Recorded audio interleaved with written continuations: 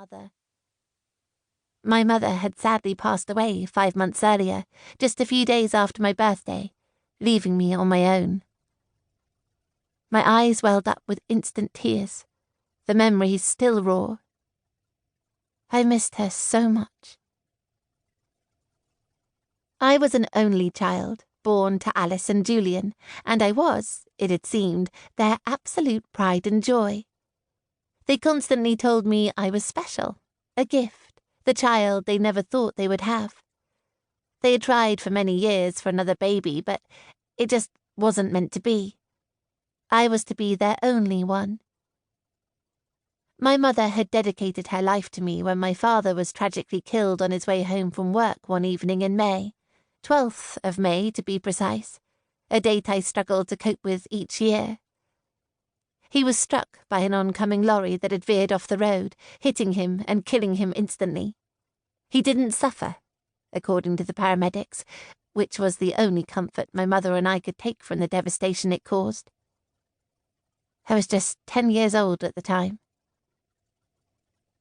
Struggling to push the front door open fully, I discovered a backlog of piled-up newspapers and leaflets. Bending down, I scooped my arm around the door and threw the hazardous mountain of paper up the hallway. With one last mammoth push, I was in. I was instantly hit by the damp chilliness of the air inside. Wrapping my arms around my body, I snuggled deep inside my coat, peering out, wide-eyed, anxious to discover what my new home had to offer.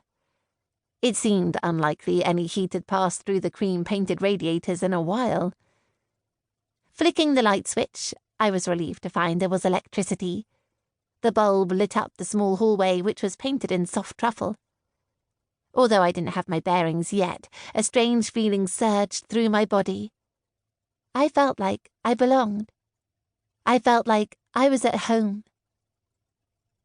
Glancing along the hallway, I saw a row of coat pegs, all empty except for a clear plastic umbrella hanging from the end hook. A small round hall table draped with an off-white lace cloth and an avocado green dial telephone sat directly under the pegs. Picking up the receiver and placing it to my ear, I heard a dial tone. The line was still connected.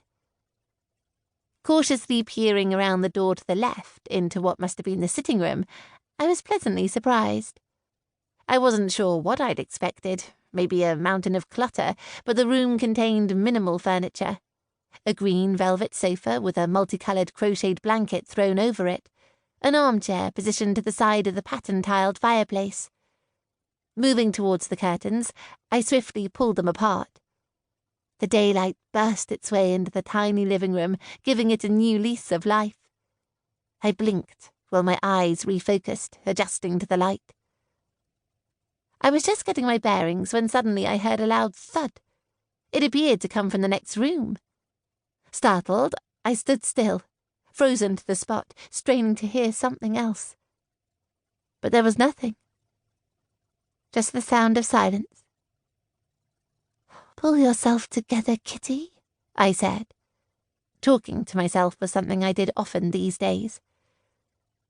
Over the last few years, looking after Mum had taken up almost all of my time. I was her sole carer. It had become a lonely existence, with only my books for company. Most of my friends had vanished over time, disappearing off to universities all over the country to enjoy newfound friendships and freedom. Their invites had been plentiful to begin with, but the more times I turned them down, the less they remembered to invite me. I couldn't blame them. What did I have to offer in the grand scheme of things? I didn't have any clue about fashion or makeup or men. The last few years of my life had been spent washing and clothing Mum and cooking her meals whilst battling with the daily household chores. It hadn't always been like this. There had been a time when I was a social butterfly, and in my college days I flitted from one party to another. I enjoyed spending time with my friends. But once my Mum was diagnosed with her illness, everything changed rapidly. Without my dad, she only had me to rely on, and I wasn't going to let her down. Even though some of my memories were raw, they were also heartening. I was apprehensive about my new adventure, yet there was a